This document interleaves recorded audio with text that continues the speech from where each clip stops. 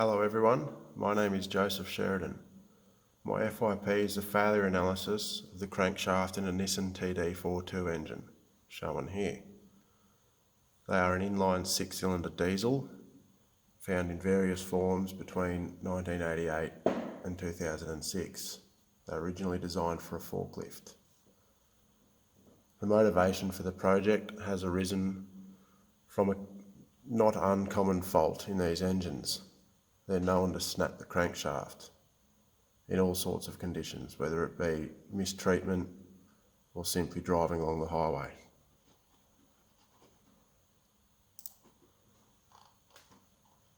There's a lot of conjecture about bad harmonics in the crank, with various band-aid fixes such as a lightened flywheel and even a different clutch assembly. Another cause could be as simple as overpowering by means of an aftermarket turbo and a bigger fuel pump. I'll also explore the effects of a bad tune, as in bad timing and an incorrect AFR. There's not much else to adjust, as they're a rather simple engine. So I'll start at the top. The force on the piston due to the cylinder pressures. But what creates this? Well, in a simple, naturally aspirated design, you've got the intake stroke where the air comes in through the manifold and into the valve, in through the valve and into the cylinder. Compression. The diesel is injected, combusts, forces the piston down and rotates the crankshaft. It's a 4-stroke diesel engine. However, for the analysis in my project, I'll be analysing a turbo diesel system to more accurately capture a real-life engine, that is, one that's been done up with aftermarket parts for more power.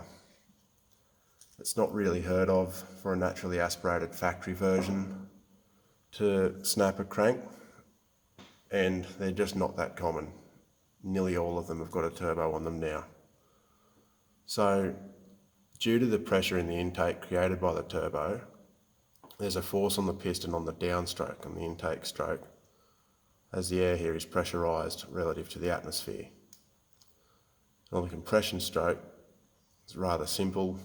Begins when the intake valve closes, sealing the system into a closed system. The compression occurs as the crankshaft rotates until the air in there is hot enough, which it will be there. The fuel's injected, combustion occurs sometime later, and the exhaust stroke begins. So because it's a turbo diesel, there's also going to be a pressure in the cylinder here, in the exhaust stroke, because to create 15, or for example 15 pounds of pressure, PSI of pressure in the intake, there needs to be some pressure in the exhaust to power the turbine with the turbocharger. So that back pressure is going to be present in the cylinder here, which needs to be taken into account when analysing the forces on the crankshaft. So it's important to note that during the analysis, the compression and the power stroke are both analysed as a closed system, and the intake and the exhaust stroke are an open system. There's various inaccuracies present, one being all the cylinders are assumed to get the same amount of air, which is simply not true in an engine. As you can see, there's only one inlet manifold, or inlet port in the manifold, and that air is distributed among the cylinders. So it's not going to be even. The two middle ones typically see more. Because it's such a non-linear system, there's going to be a lot of approximations made for cylinder wall temperature and heat transfer between the contents and the wall. However, using an energy balance approach rather than adiabatic compression, where I'm able to take into account a lot more of the factors that influence the forces on the piston. So in order to analyse how the forces on the top of the piston affect the crankshaft, I've made a model of each component in Creo and used an assembly and then imported the assembly into ANSYS. So it's only a single cylinder model. This has been done to verify the necessary initial conditions for the model, and also just as a proof of concept sort of thing, as the simulation time is a lot shorter using a simplified model. And shown here, we've got the full version.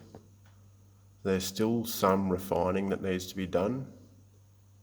There's some chamfers and fillets that need to be gone over.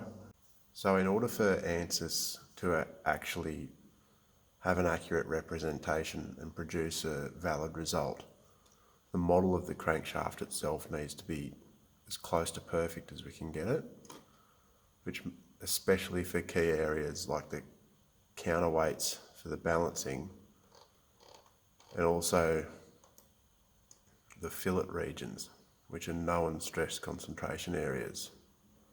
So that's the fillet regions on the main bearings and the big end bearings. Also, while the piston and wrist pin are only reciprocating mass, that is, they don't rotate, so their moment of inertia is not used in the calculations. The conrod is different, so it's got a rotating component at the big end and a reciprocating component at the top, at the small end. So for that, I need to correctly weigh both the big end and the small end, then from that calculate the centre of gravity and the moment of inertia.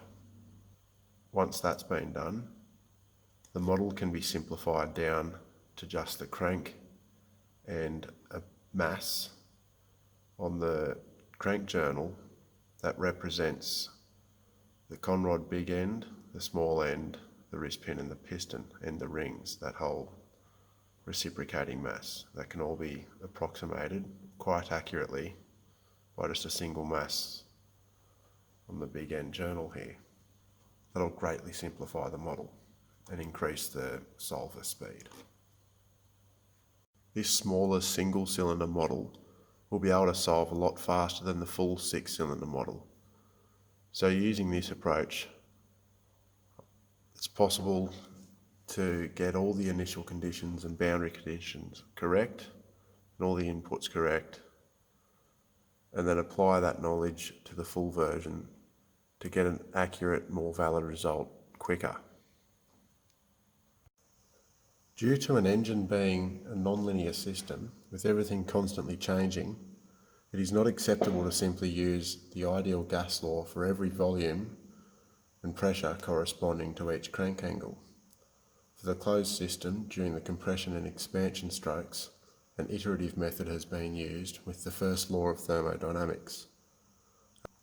At the start of compression, the contents of the cylinder can be assumed to closely match the conditions in the intake manifold as far as temperature and pressure, both of which can be measured here. The contents remains constant until the start of the fuel injection event. There is a brief delay, then combustion occurs. Using this iterative first law method, it is possible to gain an accurate measure of the cylinder pressure throughout the compression and expansion strokes. This method also allows the adjustment of the fuel injection timing and the amount of fuel, allowing the simulation of both a good and a bad tune. To test the single cylinder model of the crankshaft, a simple pressure versus crank angle graph has been created using MATLAB. This data is then input into ANSYS as a force, as a pressure on the top of the piston. Thank you for watching my video. Please leave any questions below.